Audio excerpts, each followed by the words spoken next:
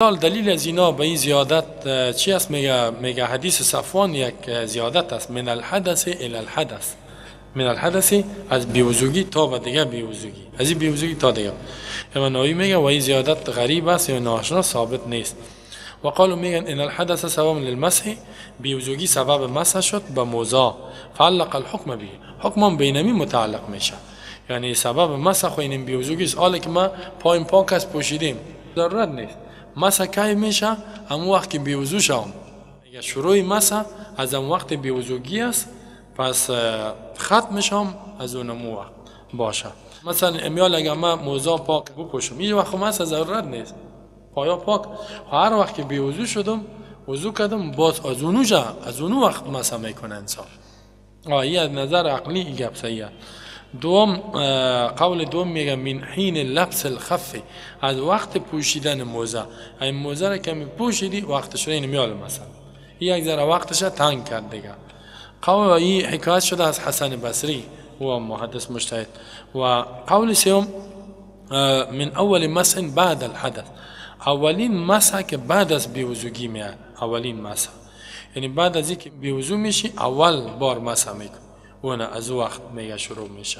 یعنی یک بار که بیوزو شدی مسح شروع کردی و نه از اون وقت. و از این کسایی که گپ میگن امام اوزاعی، ابی ثور و یک دو روایت از احمد و داود ظاهری و این قول امام نووی ترجیح داده، ابن منذر انتخابش کرده است. این علما دلیلشان میگه توقیت در مسح وجود داره، یعنی احادیث میگن و دلیل استدلالشان به این که از اول مسح بعد از بیوزگی است. میگن قوله صلی الله علیه و سلم یمسح المسافر 3 ایام، میگم پیامبر گفت که مسح کند مسافر 3 شب و 3 روز. صریح است که ان 3 کل ظرف، 3 شب و 3 کل ظرف مسح، کلش بر مسح داخله. ولا يتحقق ذلك اذا كان ابتداء المده من المسح، میگه متحقق نمیشه مگر اینکه ابتدای مدت از مسح شود. تا که از مسح شروع نکنی دیگه 3 شب و 3 روز پوره نمیشه. و این قول راجع است. میگم این قول راجع. مثلا یک مثال داره، یک مرد وضو میکنه به نماز صبح وضو کرد، موزه رو پوشید.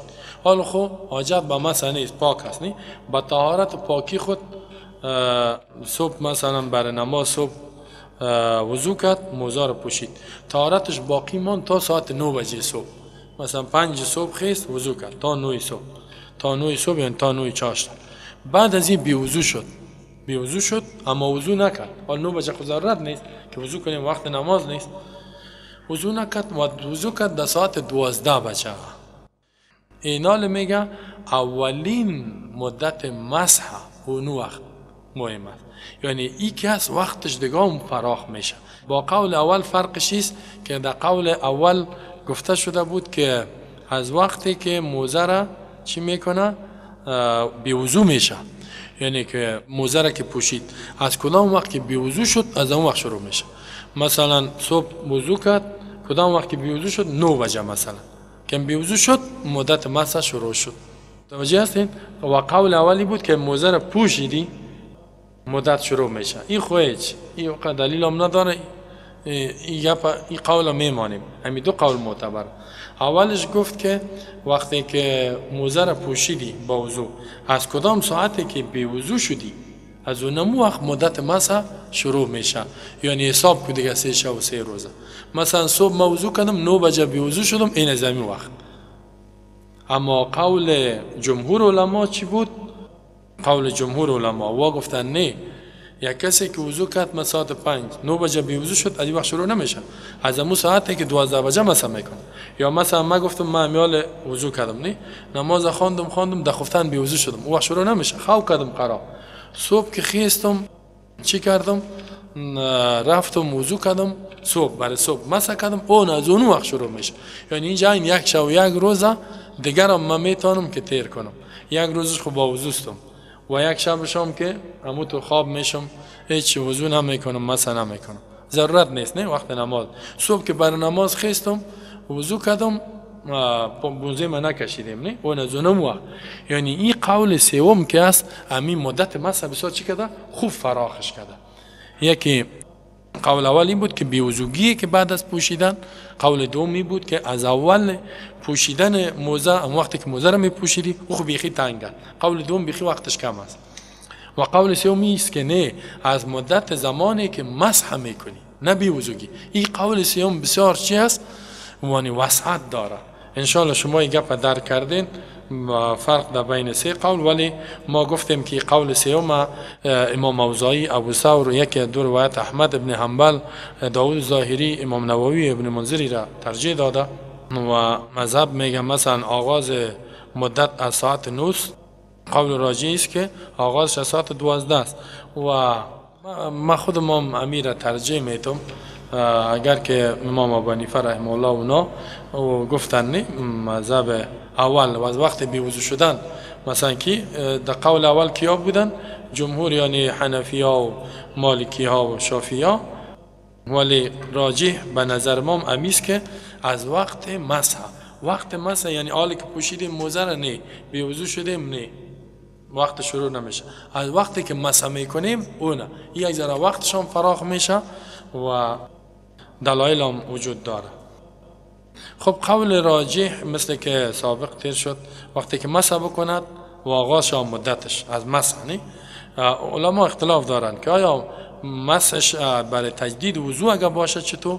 مثلا یک کسی مسح کرد اما وضو خود نو کرده، این تو بی وضو نشده، عزیز آیا مدت از این شروع میشه یا از او وضویی که بی وضو شده از کجا شروع میشه؟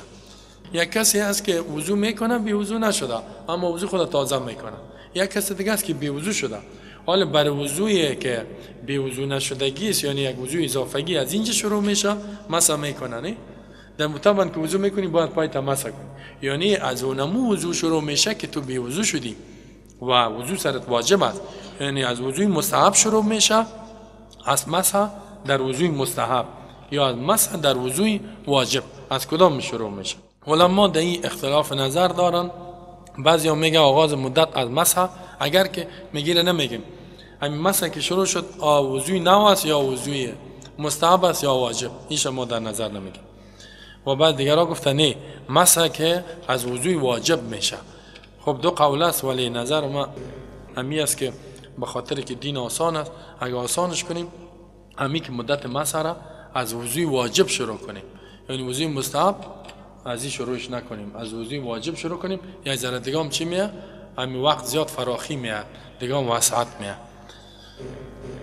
اگر که کتابم ترجیح نداده خب حکم چیست که یک کسی مسح کند و این مقیم باشه باز مسافر شد؟ یک سوال است نه. یک کسی مسح کرد نیتش می که یک شب یک روز یک بار سفر پیدا شد، یک مریض شروع شد بریم طرف پاکستان یا طرف مزار یا طرف یک جای میره، مثلا یک کشور میره، هندوستان میره، یک جای چی کار کنه؟ میگه کسی مسح کرد در حالی که مقیم بود و نیت میره کرده بود یک شب یک روز بعد مسافر شد، این چی کنه؟ پس مذهب احناف امیست که این ادامه بده به مسح خود تا 3 شب و 3 روز، یعنی یک شب یک روز تمدیدش کنه تا 3 میتونه نیت خود در عین وقت پس تغییر بده و تمدیدش کنه. این مذهب احناف است و این میگه امام ابو حنیفه رحمه الله اگر فلو مسح یوما ثم سافر، یک روز مسح کرد با مسافر شد، این مسح میکنه 2 روز اضافه از یک روز، این 2 روز دیگر هم یک جا میکنه، پس مدت مسح 3 شب و 3 روز میشه. به خاطر میاد سفر رخصت داده شده و این سفر برش پیدا شد باید همین کار کنه. بعض علما میگن نه الا انه یمسح، میگه یک شب یک روز میکنه اگر که مقیم شده، یا میگن که به خاطر که این عبادت است و در اینجا حضر و سفر جمع شده پس جانب حضر یعنی جانب اقامت ترجیح داده میشه. ولی قیاس به نماز هم میکنن، فلو انه احرم بالصلاه، احرم یک کسی می تکبیر تحریمه که به نماز در کشتی است در یک شهر، باز فسارت این کشتی حرکت کرد و فارقت البلد و شهر جدا شد در نماز بود، یعنی اول مقیم بود شروع کرد، وقتی که مسافر شد حالی خود نیت 4 رکعت کرده، ای چی کار میکنه؟ میگی تمامش میکنه نه، به اقامه که نیت کرده او را پورا میکنه. اگر که مسافر شد این تو نیست که مسافر که شد 2 رکعت بخوانیش، نیو 4 میخوانه، و اگر در سفر بود مقیم شد همون نماز سفر با بالای شد. ولی قیاس است یا اینجا به نظر من مذهب احناف امام ابو حنیفه رحمه الله ترجیح داره به خاطر که کسی که مسافر شد با نمو حکم با بالایش حاری میشه و حکم با بالایش میاد که مسح میکنه. خب یک سوال دیگه است که یک کسی مسح میکند مسافر است باز مقیم میشه، مثلا 3 شب و 3 روزه، این برعکسش میگین. پیشتر خب در خانه 6 تا بود، نیت از این مسح کرد که 1 شب و 1 روز، یک بار مسافر شد گفتیم ادامه میتونی اگر که 2 نظر حال مسافر است 3 شب و 3 روز یک بار مقیم میشه. مثلا مسافر شد حرکت کرد تا سینمای پامیر یک جای رفت هتل خیرخانه نی 3 شب و 3 روز نیت پس آمد سفر نشد، گفت نره این بیادرها اینجا کدام جنگ است نی زدنک است حالت خراب، پس آمد در خانه سفرش لغو شد. حالی خوی مدت موزه که مسح کرده نیت چی کرده مسافرت، حال چی کار کنه در خانه آمد تا 3 شب و 3 روز ادامه بده یا نه؟ سوال کسی مسح کرد مسافر بود بعد مقیم شد در خانه آمد این مسح مقیم میکنه، یعنی سفرش که لغو شد امنیتش چیز شم مسح لغو میشه. چرا ای که 3 شب و 3 روز بر سفر بود حال در خانه خود آمده دیگه این نمیتونه 3 شب و 3 روز ادامه بده. این اکثریت علما حنفی مالکی شافعی میره میگن پس اگر یک کسی مسح کرد 1 شب و 1 روز یا اضافه بعد مشاری که آمد مثلا 1 شب و 1 روز رفت پس آمد یا 2 شب و 2 روز پس که آمد دیگه جایز نیست که مسح کنه، موزه رو میکشه میشویه بعد از او پای خود کشیش بعد از او باز او 1 شب و 1 روز ادامه میده. یک سوال دیگه که بسیار کسا میگن نه امی موزه را که میکشیدی وضو چی میکنه میشکنه نه تا وقتی که موزه در پای است یا جراب است حسین یمی که میکشیدی گپت خلاص شد، به خاطر که امی مسح که شده خو این موزه دم گرفته جراب دم گرفته حالی کی را کشیدی چی میشه؟ اکثر امی تو یک گپ است که خصوصا مذهب حنفی امام ابو حنیفه رحمه الله میگه که یک کسی موزه خود کشید یا از پایش افتید یکم تا میره از پایش خطا میخوره نه یکم موزه همی تو صحیح محکم نمیره از پایش خطا میخوره خلاص شده یک گپش وضو شکست باید بره وضو کنه و این یک سختی هم است نه خواهی را ما برتان میگیم و نظر راجع کدام است. علما در اختلاف دارند که آیا موزه را بکشه در کشیدن موزه وضو میشکنه یا نه. قول اول است که کشیدن موزه وضو را نمیشکنانه، این مذهب امام احمد ابن حنبل اسحاق بن راهویه و شیخ ابن باز را ترجیح داده است میگه میشکنانه، احمدی ها حنبلی ها میگن میشکنانه و شیخ ابن باز مفتی اعظم سعودی هم میگه میشکنه. چرا؟ میگه قدم که از پای حکمش در اصل ششتن است و حالی که نقل به مسح شده این بدل است ششتن بود در بدل غسل است به خاطر که قدم پوشیدگی است یعنی موزه ششتن میشه.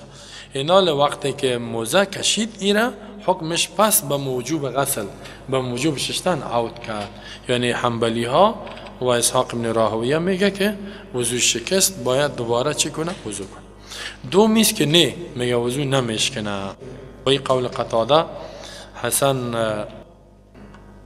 حسن بصری ابن ابی لیلا و یک جماعت دیگه است و ابن حزم میره ترجیح داده است در محلا. شیخ الاسلام ابن تیمیه ابن منذر امام نووی میگه هو المختار الاقوا آنچه که مختار قوی است که اگه از پای موزه برآمد یا کشید یا جراب وضو نمیشکنه. این یک ذره باز با ما شما سهولت میشنه حالا مثلا کردیم پس جراب میکشیم یا کشیدیم این تو نیست که این حال مثلا پیشین شد یکم دفعه دل آدم تنگ میشه میگه والا این دل ما تنگ گرفت ایس وضو هم دار مگه ایرا بکشم به وضو شم وضو سرم سخت میشه زمستان اومد چی کنم یا بکشش شو پرتش خلاص وضو نشکسته که تم جراب کشیدی بخیر نماز تا بخوان استاد شو نماز بخوان وضو نشکسته. ایرا گفتیم که امام قتاده و حسن بصری و بسیار علما و امام نووی هم ترجیح داده شافعی هم امام ایرا ابن ابی شیبه یک دلیلش است که از ابی ذبیان روایت میکنه ابن ابی ذبیان میگه قال رایت علی بالا قائما میگه ما علی را دیدم که باول کرد استاده باول کردن ضرورت باشه هیچ گپی نیست. ثم توضا باز وضو کرد و مسح علی نعلیه مسح کرد باید سعی که علی استاده باول کرده اگر مال استاده در جای بال کنیم کسی گیر ما کنه چی حالا میپرتنی و مولوی را استاده گیر کردیم مال چی گپ است خب کدام گپی نیست نه میگه استاده بال کرد بعد از وضو کرد و مسح علی نعلیه و به نعلینش یعنی موزهش مسح کرد. ثم قام المؤذن باز استاد شد مؤذن فخلعهم پس کشیدش ثم تقدم باز مقدم شد به یقین میگه فاما الناس به مردم امامت کرد یعنی باول کرد، وضو کرد، مسح کرد، مؤذن که نماز داد موزه را کشید پیش شد امامت کرد، یعنی موزه خود کشید و وضوش نشکسته امامت داده. و این خلیفه چهارم اسلام است و پیامبر میگه که علیکم بسنتی و سنت الخلفاء الراشدین، با بالای شما لازم است عمل کنیم با سنت ما، با سنت خلفا در صورت میکنیم که سنت پیامبر نباشه. وقتی سنت پیامبر نیست سنت خلفا است به این عمل میکنیم. اگر سنت خلفا مخالف سنت پیامبر بود با سنت خلفا عمل نمیشه، بود با سنت پیامبر عمل میشه. زیرا و خیر الهدی هدی محمد، یعنی در این باره حدیث از پیامبر نیست، سکوت است، اما از خلیفه از علی ثابت است و میگه پانا دلیل هم داره. و دیگه دلیل عقلیش است که ان طهارت لا تبطل الا من حدث، پاکی باطل نمیشه مگر که انسان بی‌وضو شود و کشیدن موزه خب بی‌وضوگی نیست. نه ولی چرا بی‌وضو شدم موزه را کشیدم؟ این خب نجس خو نشدیم موزه را کشیدیم. و نگاه عقلم یعنی وضو وقتی نقض میشه که انسان چی شود؟ بی‌وضو شود. ما بی‌وضو نشدیم ولی موزه را کشیدیم بی‌وضو نشدیم. و دیگه ای که برای نقضش که وضو میشکنه دلیل وجود نداره، او فقط یک دلیل عقلی است، قیاس است، دلیل نقل وجود نداره و او عقل هم قوت نداره. او دلیلش نمی بود که مسح وضع غسل است وقتی که او هم در پای است، یعنی پای باید شسته شه، موزه که برآمد می پس حکم چی را میگیره؟ غسل میگیره. در او باره کدام دلیل نقلی وجود نداشت از حدیث از پیامبر. و بعدشان قیاس کردگی است کسی که سر خودم بتراشه دمی دلیل دیگه امی کسایی که می موزه برای چی نمیشه وضو نمیشکنه. مثلا یک کسی وضو داره نه سر مسح کرد اینال با وضوست، باز با وضو رفت در پیش سلمان سر چی کرد؟ تراشیدش، مویا را وضو کرد. اینال چی کار کنه؟ آیا وضو شکست؟ این خب مسح در موی کرده بود حال سر لط شد، نه چی کار کنه؟ ما در اینجا کلگی میگه که اعاده مسح سر واجب نیست، یعنی اگر سر خود تراشید بیوضو نمیشه. اگر که در موی این مسح کرده حال موی شست شد بیوضو نمیشه. اینمی قسم سر موزه مسح کرد ولی که موزه وست شد دیتو نمیشه که بیوضو شود. و این قیاس حافظ ابن حجر بیان کرده، اگر که یه قدر قوی نیست این گپ خو راجح که است گفته امامی، اگر که میگن چطور راجح می قول دوم است، یعنی اگر یک کسی اکثر یعنی محققین محدثین ترجیح داده کسی جراب پوشید یا موزه را برآمد وضوش نمیشکنه. اگر که کتاب یک ذره خود از شارح که پیش ماست حنبلی است این ترجیح قول اول داده، اما از نظر دلیل می قول دوم راجح است و در این صورت هم است. حالا اگر موزه را بکشی جراب ای بیوضو شوی یک مصیبت دلیل هم وجود داره، او طرف دلیل به نقضش وجود نداره، نه این وجه ترجیح. آیا انتهای مدت از مبتلات مسح است یا نه؟ اینجا سوال میشه. یک کسی مثلا 3 روز شروعش گفتیم که از کجا میشه، بعضی گفت از مسح، بعضی گفت از بیوضوگی، بعضی گفت که از پوشیدن موزه سه بود و ما ترجیح دادیم که از اون وقتی که انسان بیوضو میشه و مسح میکنه از مسح اون وقت از مسح شروع میشه. آیا انتهای مدت اعتبار داده میشه از مبتلا، یعنی یک کسی شوریزش پوره شد دمی وقت وضوش میشکنه یا نه؟ دیگه علما اختلاف دارن که مثلا دیگه بیوضو نشده فقط 3 روز مسافر است، این 9 بجه شروع شد مثلا دیگه 9 آمد، همین دیگه 9 که پوره شد وضوش باطل میشه یا نه که بیوضو شوه؟ بیوضو نشده فقط وقت پوره شد. وقت پوره شد چی گپ میشه؟ علما در اختلاف داره که اگر مدت مسح منتهی شود آخر شود آیا وضو خود اثر بگیره یا نگیره؟ قول اول است که اثر بگیره، میگه مدت خواهی بود 3 روز شد بعد وضو شکست، این را حنبلی ها میگن میگه اثر بگیره. چرا؟ میگه به خاطر مسح که است قائم مقام غسل بود در این مدت، وقتی که مدت پوره شد طهارت در ممسوح از بین رفت، چیزی که مسح کردی طهارتش از بین رفت، که از بین رفت وقتی که طهارت باطل شد در ممسوح در پایا در موزه ها در پاها، پس در سایر اعضا مثلا پای که بیوضو شد کل اعضا چی میشه؟ بیوضو میشه، زیرا حدث که است بعضیت قبول نداره که بگویم پای بیوضو شد و دستا بیوضو نشد، میگه کلش بیوضو میشه اثر وضو میکنه. قول دوم است که نه طهارتش باطل نمیشه و این اختیار ابن حزم است. ابن شیخ الاسلام تیمیه را ترجیح داده میگویند که احادیث توقیت که گفته برای مقیم پیامبر وقت این کرده 1 شب و 1 روز، بر مسافر 3 شب و 3 روز، این شامل می شود ابتدا و انتهای مدت مسح را، نه طهارت. یعنی مدت مسح همی 3 شب و 3 روز. این تو نیست که مدت طهارت 3 شب و 3، یکی طهارت است، یکی مسح صحیح تکمیل شده اما طهارت از بین نرفته. بسیار خوب یک دلیل میگه.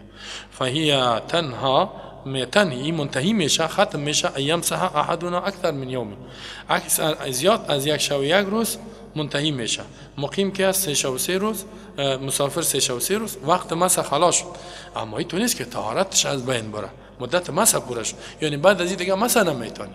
اما این تو نیست که بی وضو شوی و وضوت هم بشکنه. چرا؟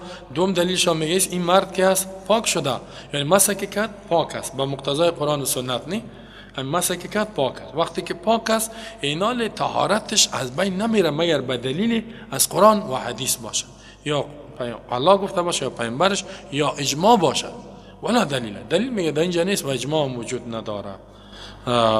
وقتی که دلیل نیست پس ما نمیتونیم بگوییم که وضوی از آدم شکسته. و این نظرم ما خوشم میاد و می راجع است که یعنی کسی اگه مدتش پوره شد ولی بی وضو نشد، ما گفته نمیتونیم که وضو شکست تا وقتی که وضوش نشکنه، یعنی بول و غایط و تشناب و این گپا نه، باد و گپاش نره.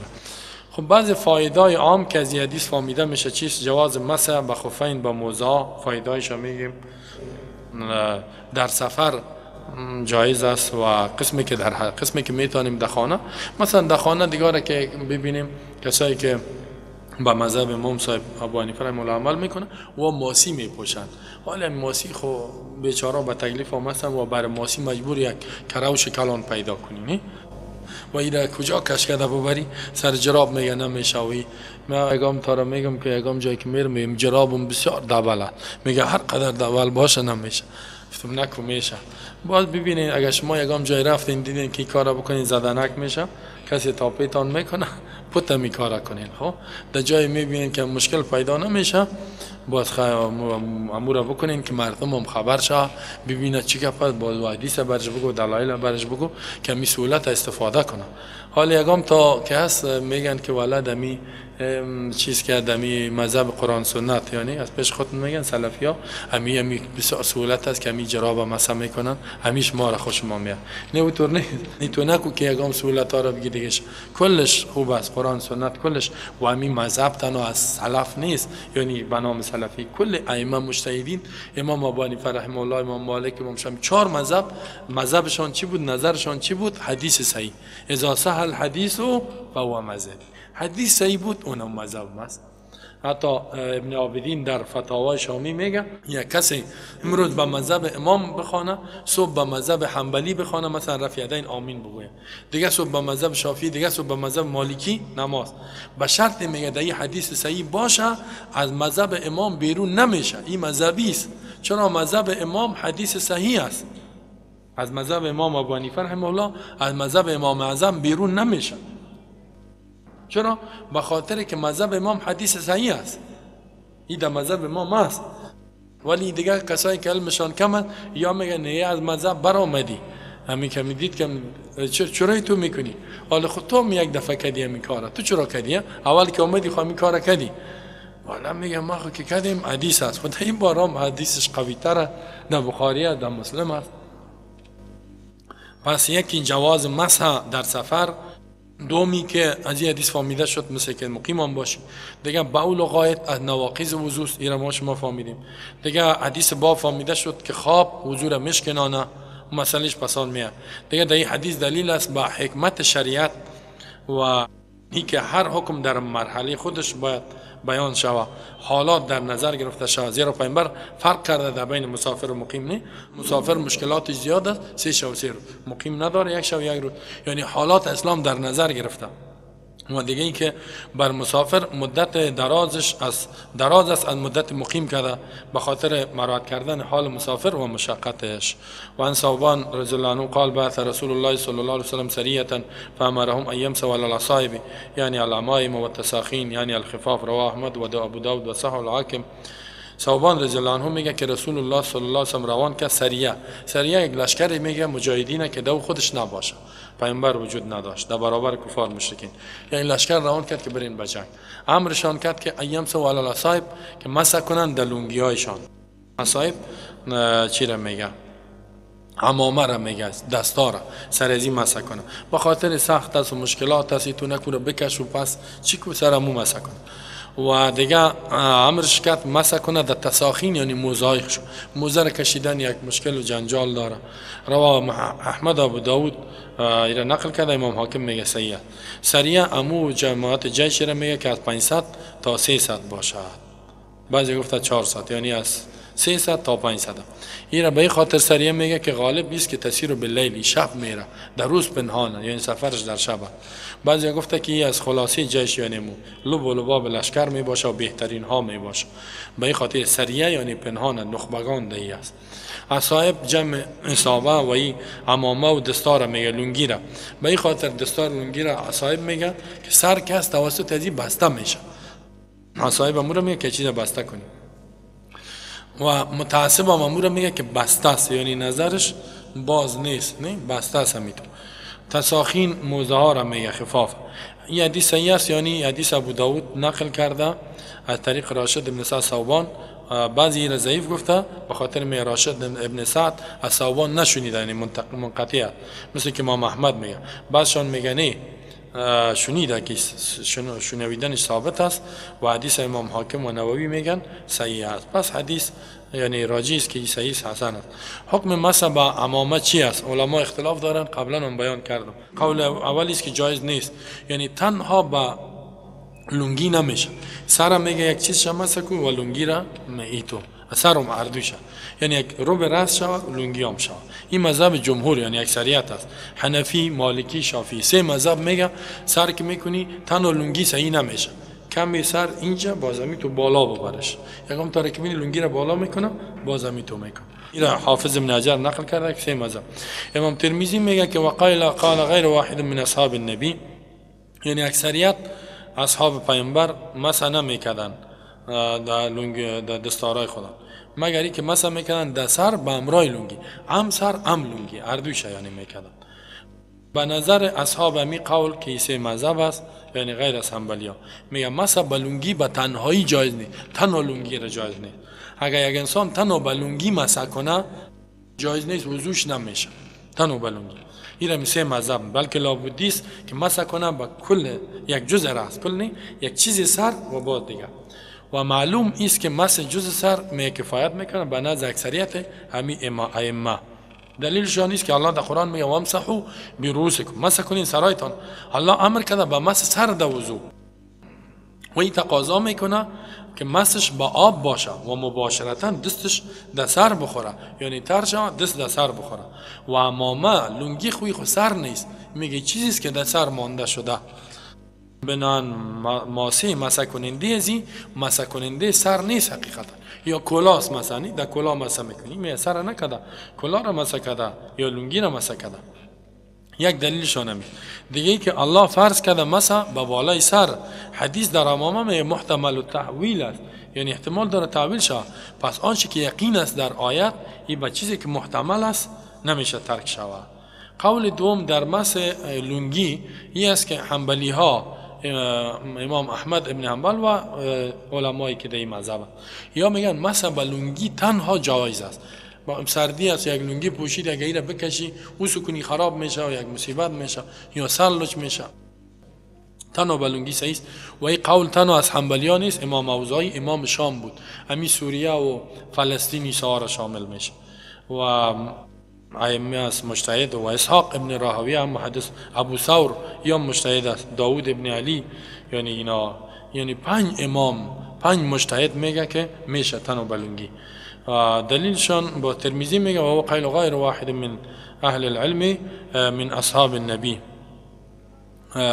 امام ترمذی میگه که یعنی اکثریت خو میگن که چیز کنین مسح کنین ولی از دیگه غیر از این کسایی که مثلا بلونگی جایز میدانن ایام اکثر اصحاب هست. مثلا ابو بکر میگه بلونگی کسی تنو بلونگی صحیح کنه، ابو بکر خلیفه اول اسلام فتوایش همیست. عمر رضی الله عنه میگه تنو بلونگی مثلا کفایت میکنه، حاجت به سر نه. انس ابن مالک دلیلشان ایمی حدیث است که درباره مثلا بلونگی آمدگی است. ابن منذر میگه و کسایی که مسح کردن بلونگی ابو بکر صدیق و عمر رضی الله عنه، انس، ابو امامه، یعنی دو خلیفه و دو صحابی یا مسح میکردن، فتوا میدادن. دلیلش حدیث باب است و دیگه حدیث صحیح از غیر از این حدیث بخاری است که عمرو بن امیه میگه قال رأیت رسول الله، مدیدم رسول الله را صلی الله علیه و سلم یمسح علی عمامته و خفیه، مسح کرد بلونگی خود و با موزهش. این الفاظ حدیث بسیار واضح، رواه البخاری. او حدیث ما گفتیم در سندش اختلاف، این حدیث قوی ثابت. امام بخاری میگه من دیدم پیامبر، عمرو بن امیه میگه لنگی را مسح کرد، موزه را مسح کرد، نگفت که سر مسح کرد. و حدیث بلال است گیر امام مسلم روایت میکنه، حدیث قوی سی میگه مسح رسول الله، مسح کرد پیامبر صلی الله علیه و سلم الخفین با موزه و الخمار و با چادر، یعنی خمار اصل مو چادری که در سرش بود، سر مو مسح کرد. این امام مسلم وجه دلالت است که رسول الله مسح کرده بلونگی، در این روایت نشده در این حدیث که با پیشانی هم مسح کرده باشه یا چیزی از لونگی و چیزی از پیشانی. این آمده، این دلالت میکنه که اختصار یعنی اکتفا تنها بلونگی صحیح است و مسح سر میشود. دیگه دلیل مغیره ابن شعبه میگه که حدیث صحیح امام مسلم نقل کرده ان النبی صلی الله علیه و سلم توضا، پیامبر وضو کرد، فمسح بناصیتی، مسح کرد به پیشانی، و علی العمامه و بلونگی و به موزه. پس کدام این دو قول شد؟ کدام صحیح است؟ همین قول دوم یعنی صحیح، به خاطر که حدیثش قوی است. دیگه ما نمیشه که بگوییم که آیت صحیح است، آیت او را گفته ولی حدیث آیت توضیح میده. یعنی این مذهب حنبلی ها، 5 امام اوزاعی، ابو ثور، اینا گپشان راجع تر است، به خاطر دلایل قوی وجود داره که تن و بلونگی میشود. یا اگر کسی یک میگه منیر بلونگی رو وضو کنه خراب میشه، مشکل برش پیدا میشه، آسان سهولت است در اسلام. بعض فقها بر مسح بلونگی چند شرط ماندن. این شرط ها عبارت است که میگن چند شرط، یکی که به طهارت پوشیده باشه، یعنی لنگی را به طهارت پوشیده باشه باز مسح میکنه. این مشهور از مذهب حنابلة است. قیاس به موزه میکنن، می زمانی یک بار می با پاکی بپوشی با سرش مسح کرده بری. این را میگه. و این ابن تیمیه میگه که شرط نیست و ابن حزم گفته که شرط نیست، یعنی دادی شرط نامده، مثل موزه قیاس کردن. یعنی یا اولی تو میگن که یک بار سر مسح کو، باز که لنگی پوشیدی بعد دیگه میتونی که تا که به چی است مسح کرده بری، به خاطر که دلیل به می شرط وجود نداره. واقعا در حدیث دلیل وجود نداره. در حدیث این نیست که ابن تیمیه میگه با وجودی که خود از این حنبلی مذهب است، شیخ الاسلام میگه رسول الله صلی الله علیه و سلم مسح الامام مطلقاً، بلونگی مطلقاً که تخصیص محتاج به دلیل است، دلیل وجود نداره. بعضشان میگه یک شرط شده برش توقیت، حتی مسح به عمامه را مثل موزه واری. این در مذهب حنبلیات قیاس به موزه میکنه که بر مسافر 3 شب و 3 روز مسح کنه در لنگی، بر مقیم 1 شب و 1 روز. ولی در این باره دلیل وجود نداره. صحیح می است که شرط وجود نداره، به خاطر از پیامبر وقتش تعیین نشده و ایرام نگفته که با وضو باشد. و بعدش میگه ان تکون محنکه میگه التي دار منها تحت الحنک ذات زوایب هي التي يكون احد راف متدل من الخلف. محنکه باشد میگه ایرا میگه که لنگی را میپوشه، بازم شملایش پشت سر میپرده، ایلاش میته. ایتو اگه ایتو نبود میگه نمیشه، اگه تنو تو تو داده بود نمیشه، اگه ایتو شملایش پشت سر باشه. یا در مذهب حنبلی است، ولی یا میگن به خاطر که عادت همی بود عرب که را میپوشید، یعنی شملایش پشت سر مینداخت. محنکه التي يشق النزوه، یعنی محنکه مورا میگه که محنکه که بیرون کردن لنگی سخت است، ورا که چیز کنی توایش خطا میخوره، باز در زمین میفته و مردار میشه و مشکلات پیدا میشه. و دیگه که میگه اگر محنکه نبود مشابهت داره با کوفیه، یشبه الکوفیه، یعنی مثل کلا میشه، مثل کلا. و کوفیه که مثلا در کلا نمیشه، همین قسم غیر محنکه است، یعنی کسی که لنگیشی تو شمله نداره نمیشه. ایره در مغنی میگه که ابن قدامه نخ. ولی شیخ الاسلام میگه این شرط هم صحیح نیست، که اگر بگویم لنگی چی داشت، شف داشت و نه مسح، اگر نداشت مسح نشوه، این شرط وجود نداره. نص حدیث آمده و پیامبر مسح کرده، هیچ قید دو نیست. کسی که ثابت میکند عمامه را و مسح به باید دلایل بیارن، یعنی به این قیودات دلیل بکارن. هرچه تحنیکش در زمان صحابه بوده به خاطر حاجت به جهاد بود که تو مینداختن. ابن تیمیه میگه سلف کان یحنکون امای، یحنکون شملایش پشت سر مینداختن به خاطر که سوار میشدن دست پا و جهاد میکردن. اینا اگه خوب محکم نمیکردن ساقط میشد. او که از دو طرفه، یعنی ای تو یک طرفش میمونی با دیگه طرف تو یک تاو میزنیش. دو شمله ای چی است که یک طرفش میمونی یک طرفش ایزو دور میتی داخل تو یک محکمش میکنی پشت سر میبا. یک گره یا دو گره میزنی خوب با تو دجات که میری با. اگر یک گره ای تو ماند حالی که ما میزنیم نه، یک شمله ای که باشه خب یک تکانت بتن لنگی تو ثبات میشه، ولی همی که خوب محکم باشه این دیگه باسه تو میروی. و این کس امامه کس پیامبرم پوشیده و ملائکام، یعنی افضل کسی دائم سنت لباس است بپوشه. مقدار آنچه که مسح میشود از امامت چه قسم است مثل سرت لابدیست که مسح کلش باشه. اگر یک جو شکست صحیح نمیشه. ما قبلا هم گفتیم دلایل راجح همی بود که سر کلش مسح شود، اگر بعض ازاش بانه نمیشه اگر که اختلاف بود در چی هم میست در لنگی هم میست. آیا بر زن جایز است که لنگی بپوشه و باز مسح کنه؟ سوال پیدا میشه. نه جایز نه، به خاطر که مشابهت به مرد پیدا میکنه و پیامبر گفته وقد لعن رسول الله المتشبهین من الرجال. پیامبر الله لعنت کرده است کسای خود مشابه میشدن مردا به زنا. یگان مردا میاره ببینی اونی ریش لشم کرده است دیگه همه تو اکتای زنانه ای میکنه، ای تو میکنه و ای تو میکنه و نه این زن چوگکا که هست نه، یا همه تو خود خروس مرغ واری جور کرده این قسم بالا کرده. گفتم می چیز گفتی مود خروس هست استایل تو مال تو مرغ هستی آدم هستی خودم مرغ جور کرده. این کارا صحیح نیست. بعضیا خود جور میکنه میایش دراز ریشش لشم است یک چیزای پوشیدگی است. من در موتر بالا شدم یقین کنم خیال زن کردم. گفتم خاله جان روز شد در خود گفت خاله نیستم کلان آدم است. سایلش کردم گفتم خوب تو قوارید زن آوری. متشبهات من النساء مردهایی که خود تشبیه میتن به رجال، زنهایی که خود تشبیه میتن یعنی همانند مرد می. بعض زنها رو ببینیم میای خدا کم کرده و دیگه دریشی پوشیده و یکم دستمال هیچ نمیفهمی که می مرد است یا زن است یا ملعون هستن لعنت شدگی هستن. حکم مسح خب به یا جایز نیست. با لفافه چیست؟ لفافه یعنی که انسان او را در قدمش میمانه، یا لف الانسان علی قدمی در سر خود یک دستمال میپرته یا در قدمش. علما اختلاف دارن.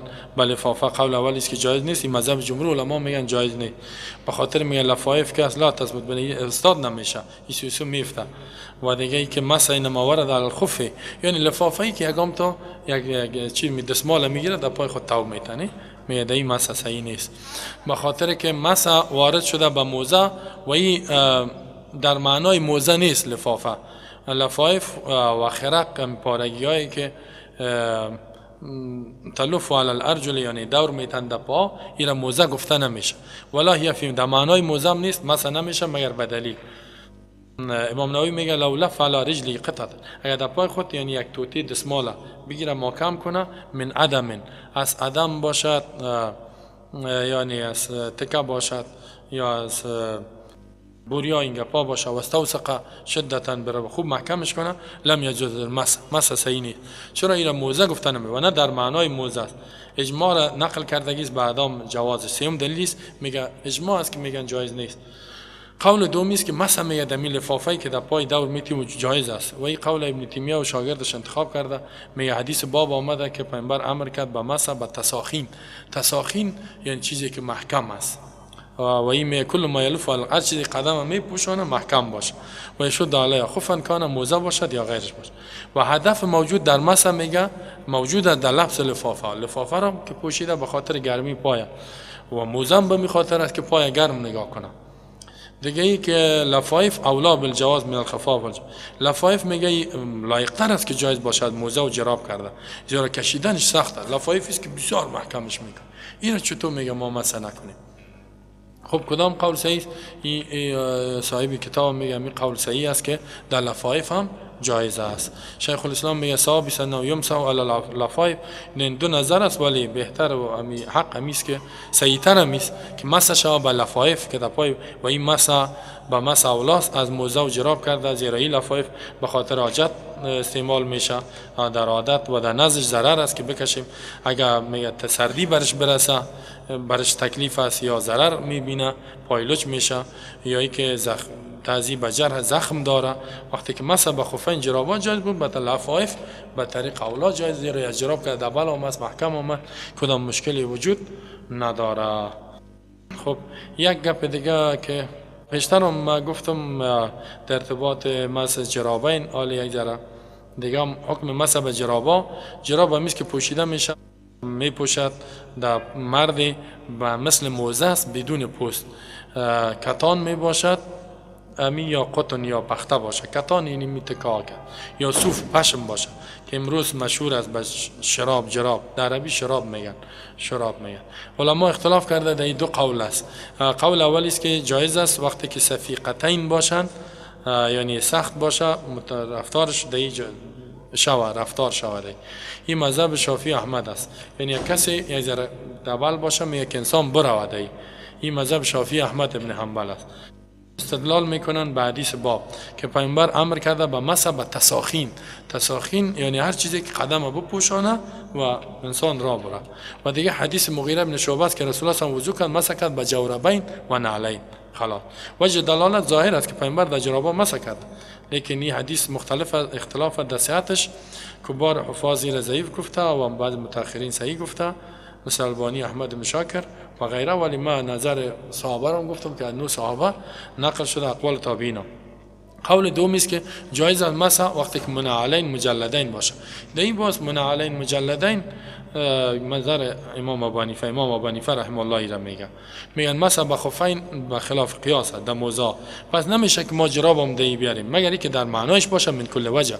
جراب میگه این قسم نیست مگر اینکه منعل باشه، یعنی پوست داشته باشه یا مجلد باشه. قول سوم جواز مطلقاً است. این قول بعض صحابه است، عمر، علی، بعض تابعین، سعید حسن بصری. دلایل از اینا قول اول است، میگه حدیث مطلق آمده، قید نکرده که منعل باشه، مجلد باشه یا صفیق محکم باشه.